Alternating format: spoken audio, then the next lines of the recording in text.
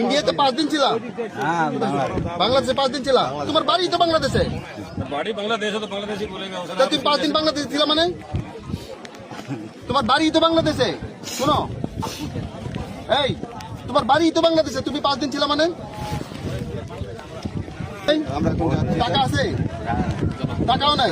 Sir sir एक आप sir आपने हम इधर नहीं आने देगा और हाई लेवल की मीटिंग होगा, आप लोग जो कुछ करना তাহলে আমরা যদি আপনারা রাজনীতিতে জানিয়ে যান, ঠিক আছে? তাহলে আমরা কেননা এই যা বললো পুরো বাংলাদেশের, चलिए তাহলে ঠিক আছে? তাহলে আমরা कल्याण हाई लेवल मीटिंग